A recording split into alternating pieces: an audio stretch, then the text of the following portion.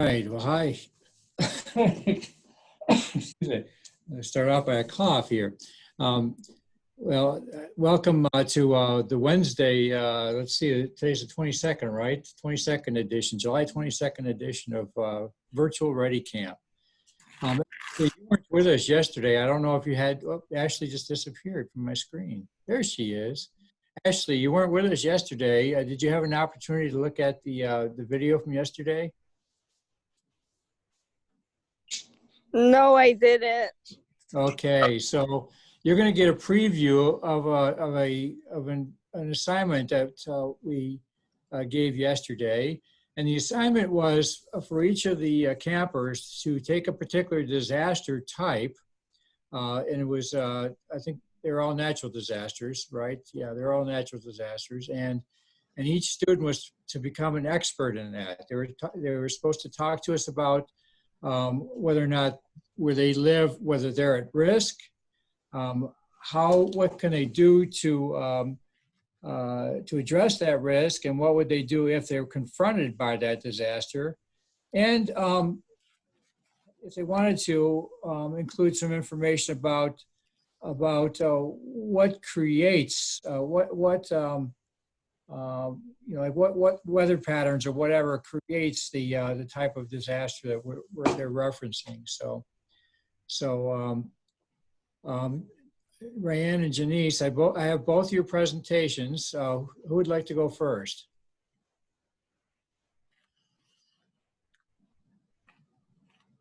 Either way, I'm going to have to ask MJ to share the screen with me.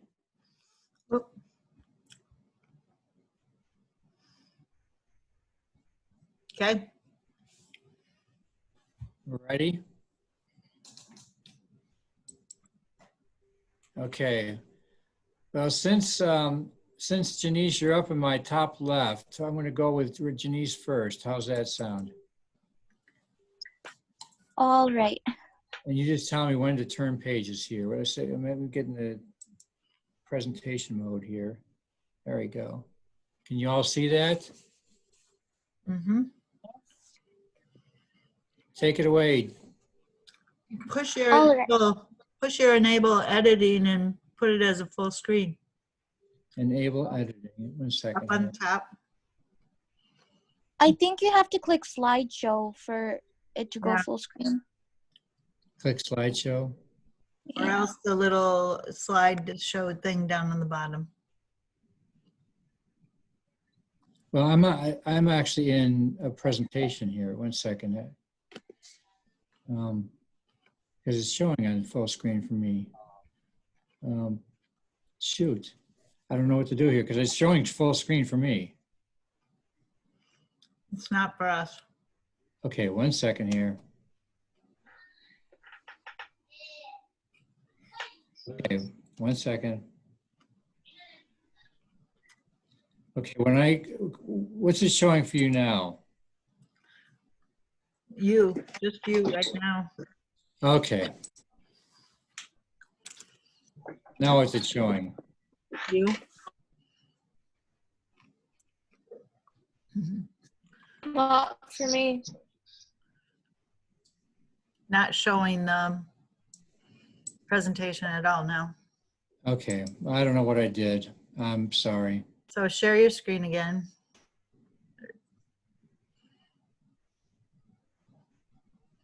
Or else maybe I'll do it. But okay. I have to go back. Why don't you go ahead and I can't do it now because I closed out of my. Okay, well give me a second here. Sorry guys.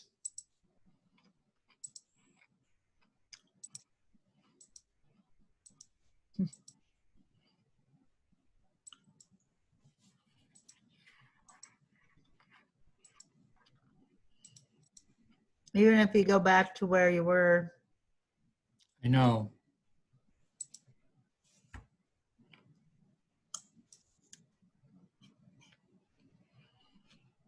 Do you see it now? Yeah, now put it as, yep, there you go. Is it full screen? No. I don't see it. Click on there that. we go. Click on that, yep, there you go. Now it is. Okay. That's better. Sorry. Take it away. All right, so I did research on winter storms. Next slide, please. Okay, so first is just some general facts on what winter storms are. So basically, winter storms are a weather event, and it's the result of heavy rain and very low temperatures that is capable of turning rain to ice, sleet, or snow. And weather storms are most dangerous when strong winds and below freezing temperatures are involved, because that's what quickens that process. And obviously, winter storms occur during the winter. And there are three types of winter storms. There's snowstorms, blizzards, and ice storms. So snowstorms is basically heavy snowfall. Blizzards is a very severe snowstorm, but it has very strong wind involvement. And ice storms is the accumulation of ice, which can be sleet or freezing rain. And an interesting fact is that the most snow recorded in Michigan was 355 inches during the winter of 1978 and 1979. Next slide, please. So next is how they form. So basically in the atmosphere, there are air masses, and air masses of opposite characteristics they meet. So basically in this case, an air mass of cold, dry northern air, it collides with another air mass of warm, moist air, and they meet at a cold front. So front is basically where two air masses meet, and there are different types of front. And a cold front specifically is where cold air takes over warm air, which makes the rest of the region very cold. And I just went into detail about the other three types of winter storms. So for snow, how snow forms is in the atmosphere, water vapor, which is water in a gaseous form.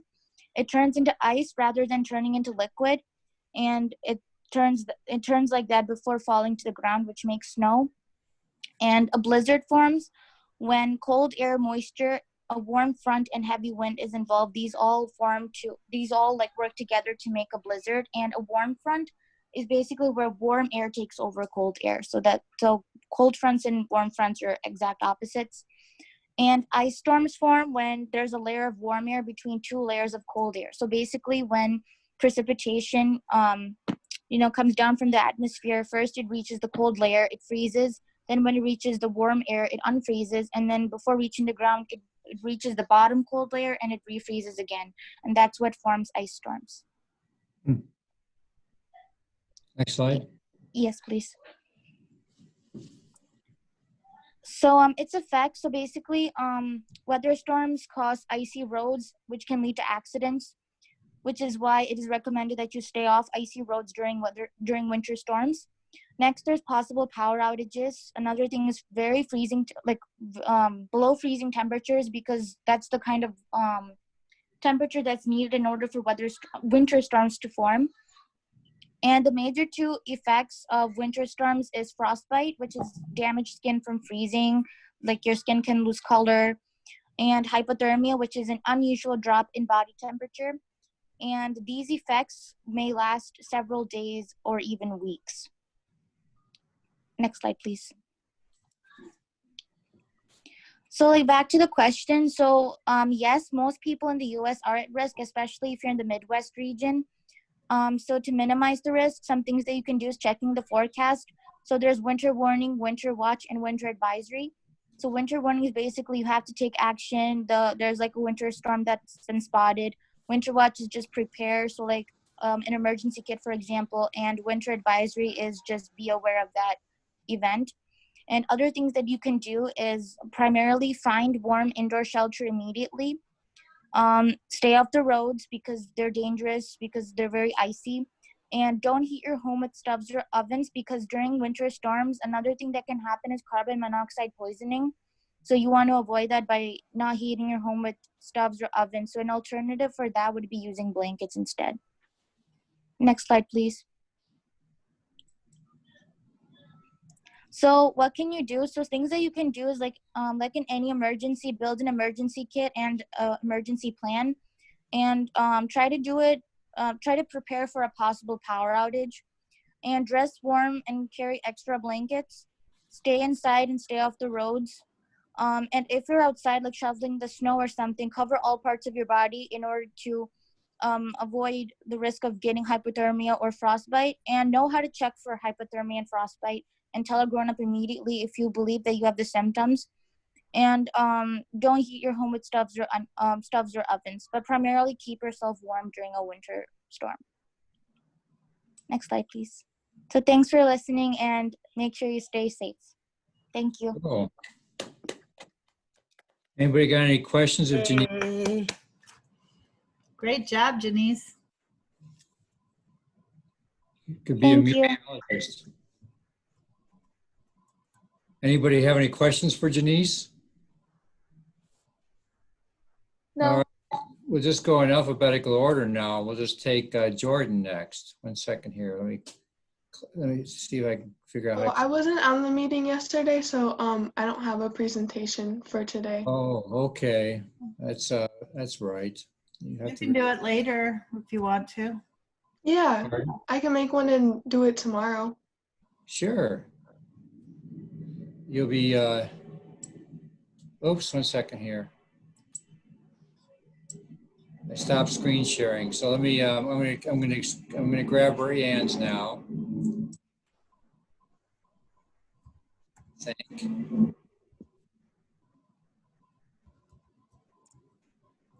Okay, apparently not.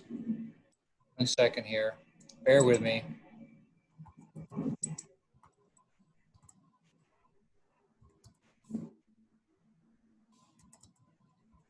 Guys, I apologize for the noise in the background. I mentioned yesterday, on the back side of my office here is an Air Force base, and they always choose when I'm on the phone or on Zoom to launch F-15s. So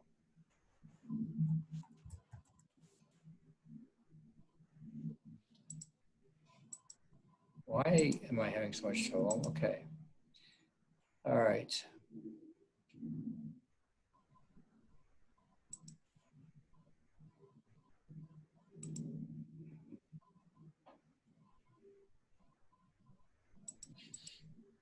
Here we go.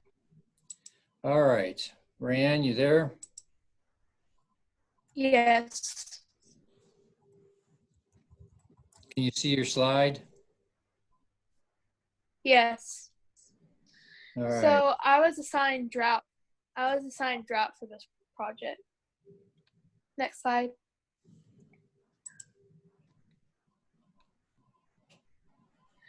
A drought is basically just a period of time with really low rainfall that leads to a shortage of water. Next slide, please.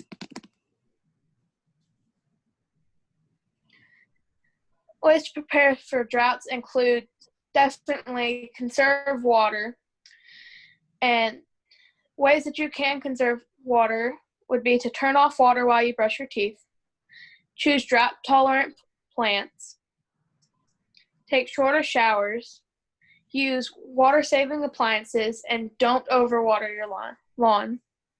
Next slide, please.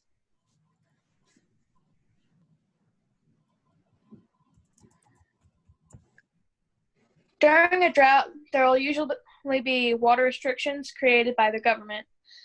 You need to follow these restrictions in order to have enough water. Next slide, please.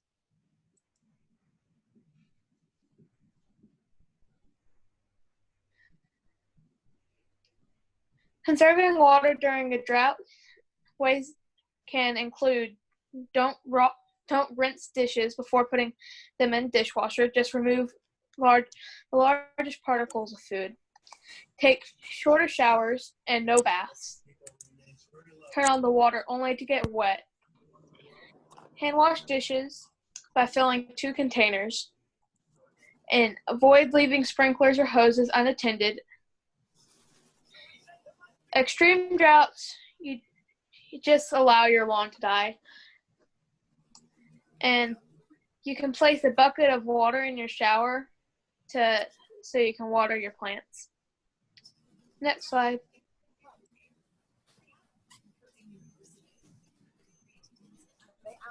I found the information for this presentation on ready.gov, so you can go there for more information about droughts. Great. Good job.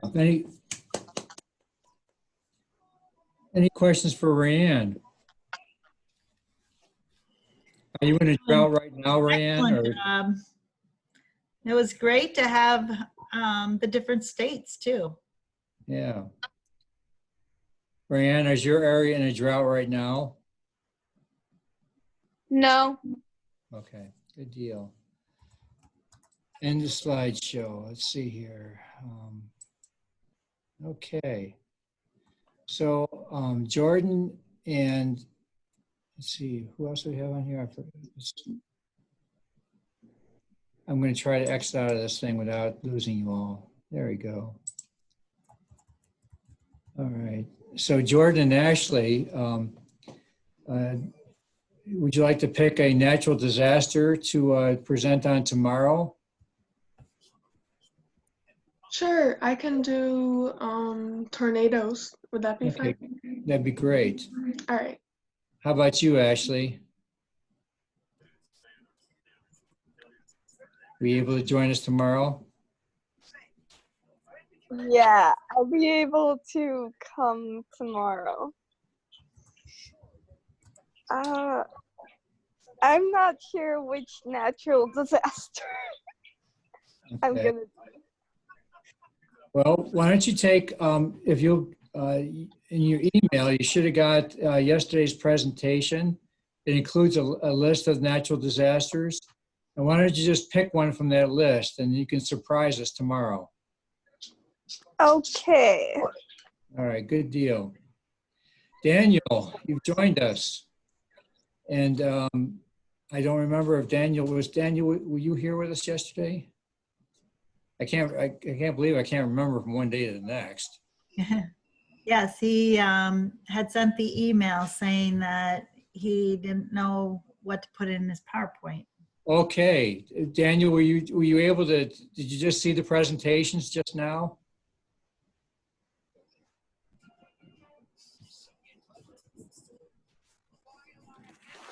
He had typed yes before, but I think that was that he was here yesterday.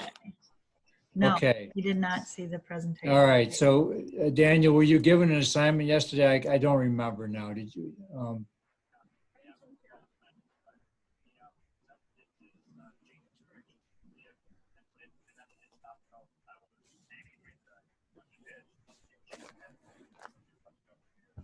I forgot what it was. It was something related to Milwaukee.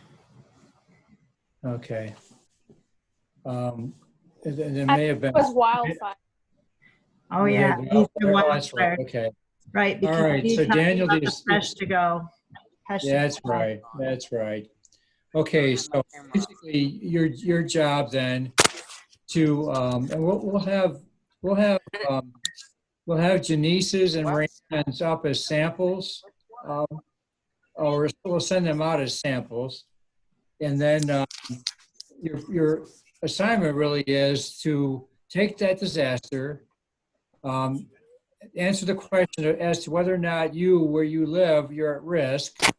You could talk about the science behind the disaster, what causes it, and then how you prepare for it, and what you would do if you're confronted with it. Does that make sense? You could do that on a poster board. You could do it on a PowerPoint presentation. You could do a video. You can do whatever you want to do in terms of your presentation. You could do a TikTok dance. We better email that back out to Damien. All right. So did you catch that, Daniel?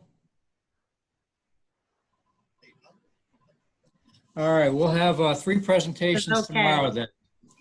All right, so I'm going to take the screen back again in a minute here, but I'm going to introduce a video. Actually, it's been a few weeks ago now when we were just wrapping up, when we were scaling back our state emergency operations center activation for COVID. We're actually still activated, but we're activated virtually, meaning that we still have all the agencies that have a role to play. They're all still engaged in dealing with the disaster, but we're connected via technology instead of being all in the same room together. So we have, have you heard of Microsoft Teams? A software program for sharing and chatting and doing video calls and whatnot. Well, we're on Microsoft Teams all the time with all of our federal and state partners that are dealing with this disaster instead of being in the State Emergency Operations Center.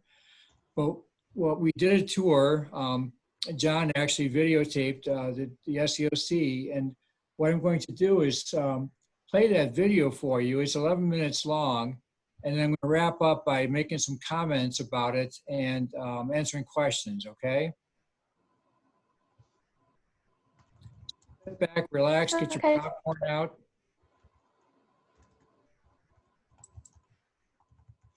And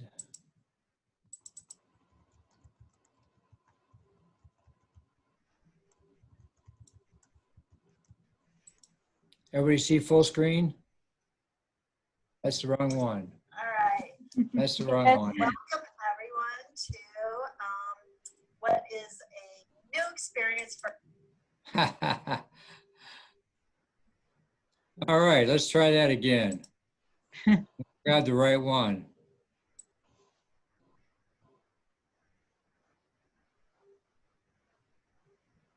It's not there. Okay, hang on. Sorry, guys.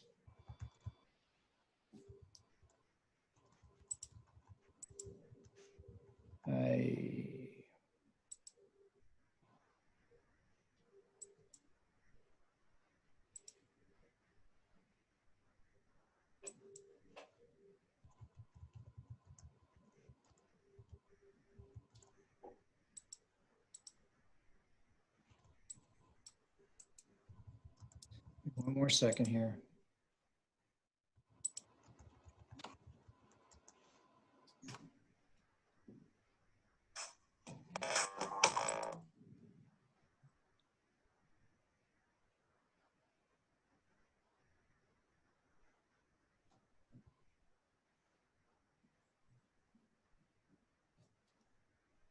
Can you see that now?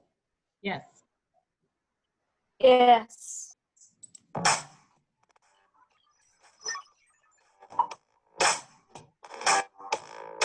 Wisconsin Emergency Management builds capabilities and coordinates resources to support a safe and resilient Wisconsin. Wisconsin Emergency Management operates under the authority of Wisconsin Statutes Chapter 323. The process of emergency management involves 4 phases: mitigation, preparedness, response, and recovery. Today, we're getting a live look at what's happening in the Emergency Operations Center right now with Director Paul Cooke. My name is Paul Cooke. I'm the Response and Recovery Bureau Director for Wisconsin Emergency Management. That's my day job, and in the SEOC, I'm one of the SEOC State Emergency Operations Center managers. I've been with WIM now for 4 years. I started out as the director of the REACT Center, the training facility up at Vogue Field, and then moved to the director's position in Response and Recovery 3 years ago. Well, I was a career firefighter. I was retired out of the fire service after about 30, 40 years. So I had a lot of emergency services experience. I also operated a state agency, a state fire organization that did statewide response to fire prevention and firefighting responsibilities. Had a number of disasters that I managed either as the incident commander or actually operated out of the State Emergency Operations Center to help provide coordination for those incidents. There's one event. There's always an event in your history that shapes who you are and how you approach things. And my event was the South Canyon fire in Colorado, and we lost 14 firefighters on that blow up of a wildland fire. Significant change needed to be implemented, and we had actually been, and I've been advocating for change in the way we did business, and it was because of that event that I really focused on making sure that those changes occurred. The way we went about both training and equipping firefighters, mobilizing them, providing the right resources. Having systems in place like to track resources and whatnot. So that was a pivotal point in my career, and really helped drive me for a number of years on making legislative and policy changes. And, in my role as the Response Recovery Bureau Director, we have we actually manage the public assistance program, the FEMA public assistance program. So we have 8 other open disasters. So mostly floods or straight line winds, tornadoes that could cause damage in the state. My office is responsible for assisting local communities recover from those, making sure that they get the funding they need to make the repairs, to put things back to pre-disaster conditions. The response function, we have Wisconsin Emergency Management has regions and regional offices across the state to provide planning and training support to the counties and tribes. And we work very closely with Greg's shop to assist local communities in their planning efforts. And then when we have a response, a local community has an incident, we will send our field folks out to provide assistance in their EOC. And lastly, we handle the response teams, the fire service coordinator, the person that works with the fire service here, the REACT Center that I mentioned before, the training center up in Roll Field is one of my responsibilities. So we train firefighters and other first responders there. Every incident happens. It's a local incident until they exhaust their local capacity. So historically, or traditionally, what will happen is you have a local incident, and if they can't handle it within their own resources, they will call for mutual aid. If it's a large enough incident where they have to go outside of their county and whatnot, oftentimes they'll activate their county EOC and ask the county for assistance in obtaining the necessary resources. It's generally speaking, the State Emergency Operations Center doesn't get involved until a county or multiple counties are affected, and that they have, or they need resources that they just can't obtain on their own. So we will provide situational awareness. We'll monitor the situation, but we won't actually do much of anything until we're asked by the locals for assistance. So, but the assistance could be anything. It could be technical assistance from the standpoint of where can you get the resource, or it can be in the case of hazmat teams. The state, we do coordinate the response of the state hazmat materials team. So if they need a state hazmat team, they would call here to call the duty officer, and the duty officer can deploy that.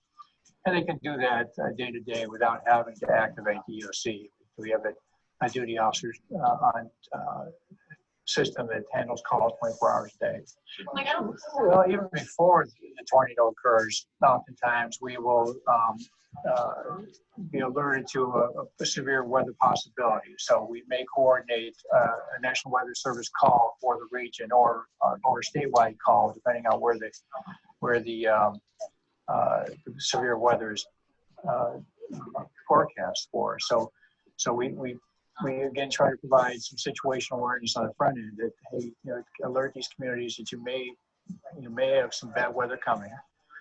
Be prepared for it. This is what the Weather Service has to say. But we won't do much again in terms of activation until or unless a local community needs assistance. I think there's a number of ways that the youth could be involved. That's first of all, in their own home, they can have a preparedness kit, making sure that their home, their family is prepared to withstand a disaster. There's resources available on FEMA.gov, or a list of what those kits should look like. making sure that they have a weather radio and that they keep the weather radio turned on so that in the event of severe weather, they're alerted to that. Things within their home, just by preparing their family for just the day-to-day emergencies of having a home evacuation plan and things of that nature. Making sure that they're talking with folks, their friends and teachers at school, and make sure the school is prepared to handle events. So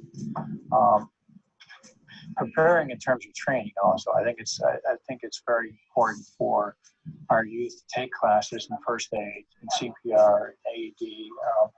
I think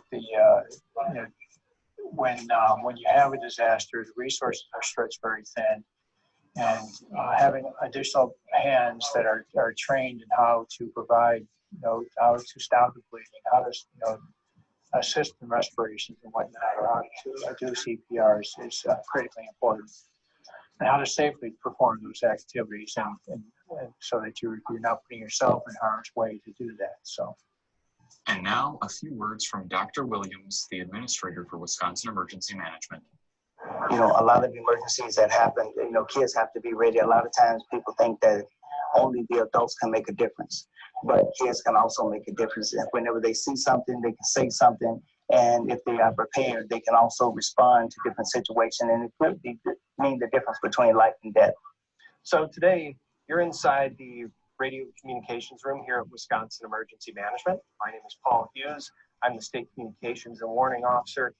I've been here since 2015.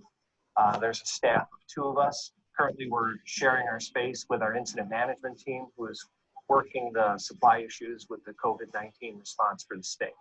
So we're sharing the space. When we're not working here in the EOC, our office here is to set up for operational awareness. So we have the equipment that allows us to watch what's going on in the state, city, the county, and quite frankly, across the country through a variety of systems. So you may have noticed on your trip here, there's a lot of antennas on the roof of the building. So we spend time listening to a variety of networks. And so it's our job to keep our management informed of what's going on during normal times during the day. And then when the EOC is activated, this becomes kind of a hub of where communication goes across the state. So we kind of have it set up so that half of the room here is public safety radios. So radios across our state patrol and county and city partners. And then in the room on your left-hand side is our amateur radio partners, where they work their equipment. So they have a variety of methods, voice and digital. They can send email by radio. So when we need more assistance, or if commercial systems are being overwhelmed, compromised, they can come in here and run their amateur networks and pass information for any of our partners that are inside the state EOC.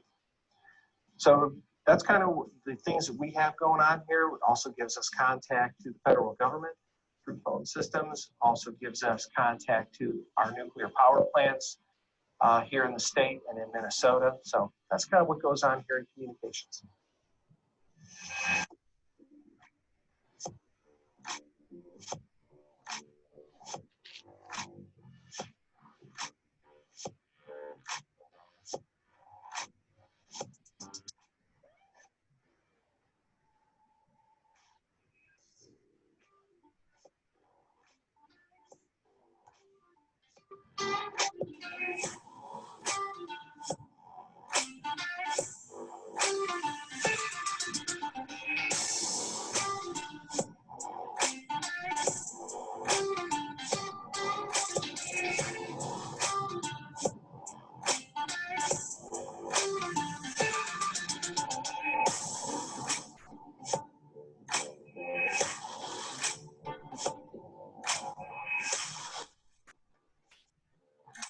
All right.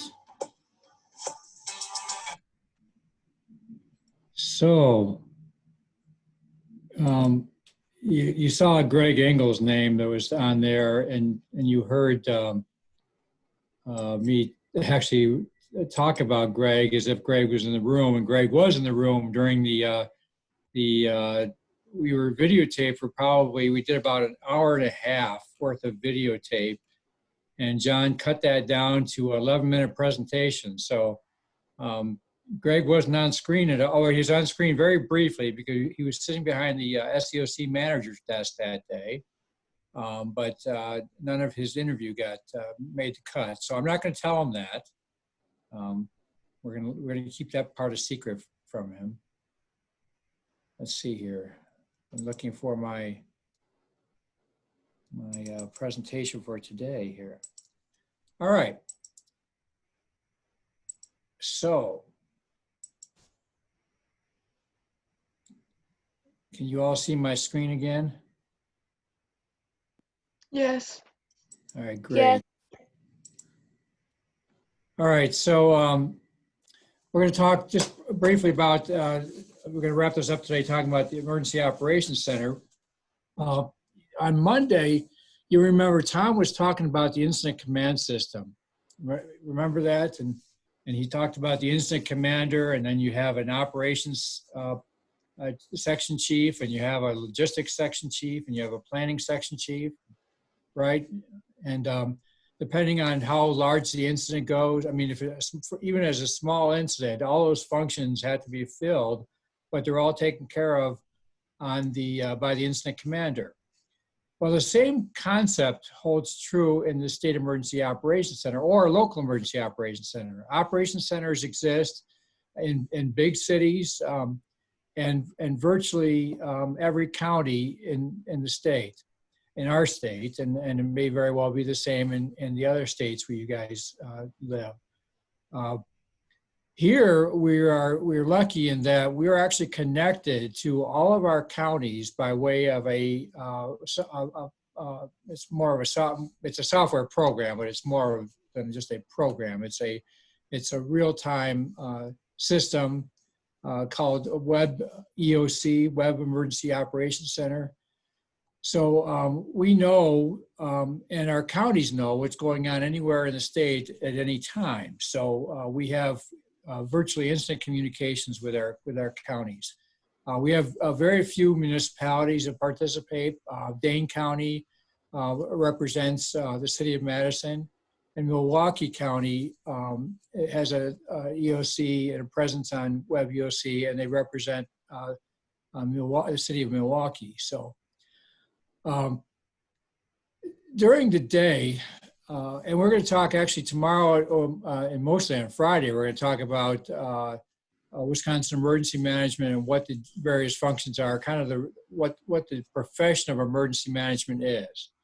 But during the day, we have a number of staff that have other jobs within Wisconsin emergency management, like myself. I'm a bureau director. We have two bureau directors, one that handles preparedness and training, preparedness and planning, and my bureau is response and recovery. And so during my normal day, as I mentioned in the video there, we spend a lot of time helping communities recover from past disasters. We have, as I mentioned, we have 8 open disasters, national, federal disasters that we're still trying to help communities recover from. And we have 2 current disasters that we are dealing with. The COVID disaster, and we had a severe weather event on the east side of the state earlier in the we're recovering from. So the role of an emergency operations center is really just to provide coordination and support to local and county governments. The role of a county or a local emergency operations center is to provide direct support to the incident. So an incident commander handling an incident,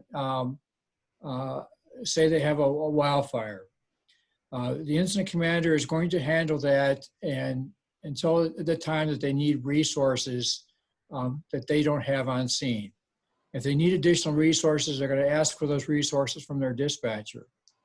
Once they've exceeded all the resources they have in their community, they're going to request mutual aid, and they're going to go out to neighboring communities. And once the incident has gotten large enough, they'll activate an emergency operations center at the county level to help coordinate those resources.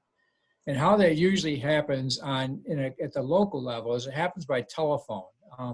So the local dispatch center will call the state emergency, or I'm sorry, the county emergency manager, county emergency operations center, and say, hey, we need more fire apparatus than what we have.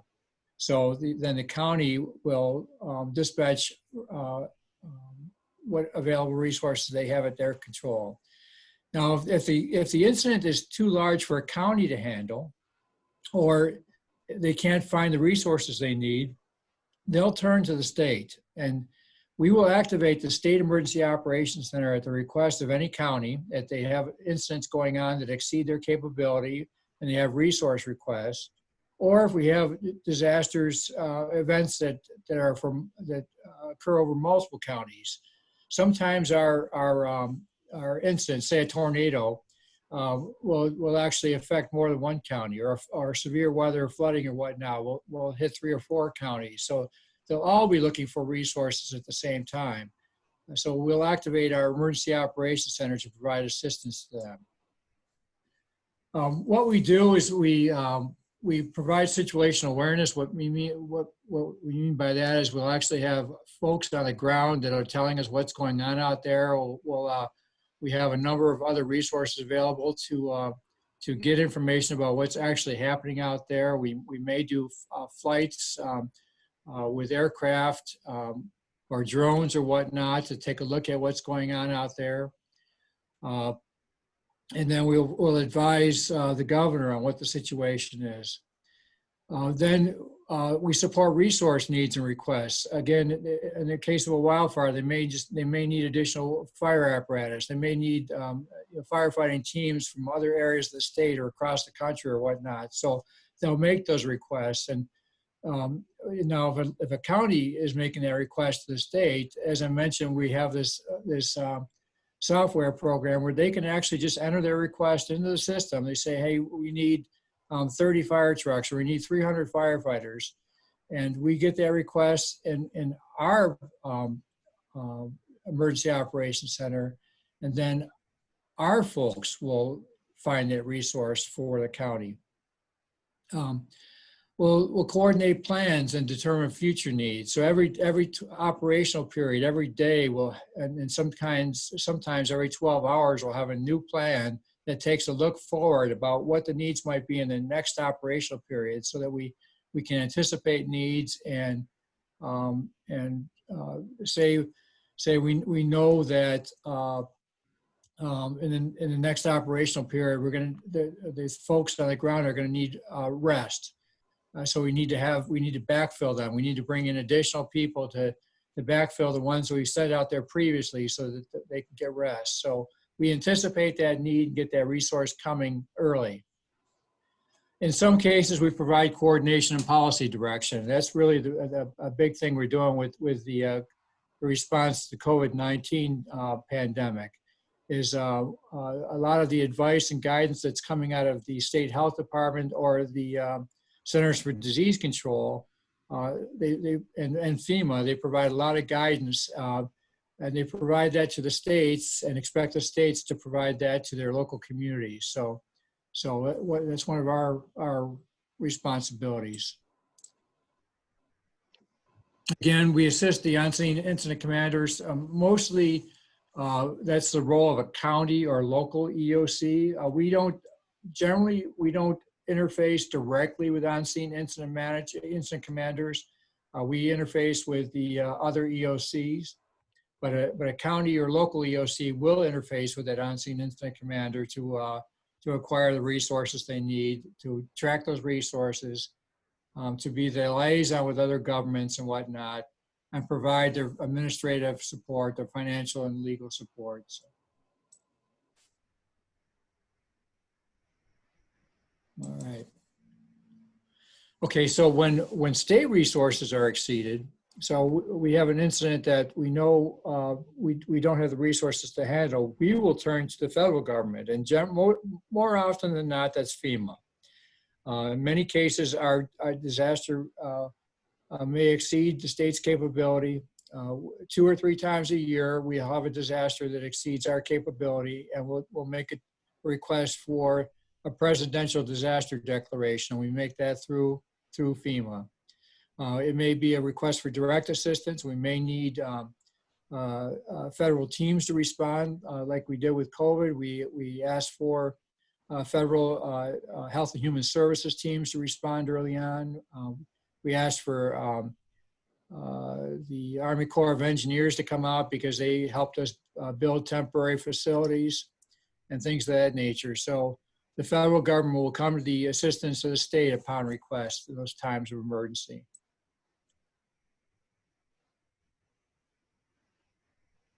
All right, and we with the tour there, and we talked about the Web EOC, the common operating picture again of all of our local governments and particularly the county emergency managers can log on to Web EOC and see what's going on in the state in real time at the same time, and we can be working the same incident at the same time on that tool.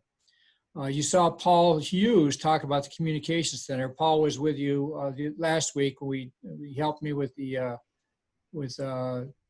splitting and bandaging, the disaster first aid last week, and he's our communications officer. Let's see here, and then that's really it. Now I'm going to just answer any questions you might have.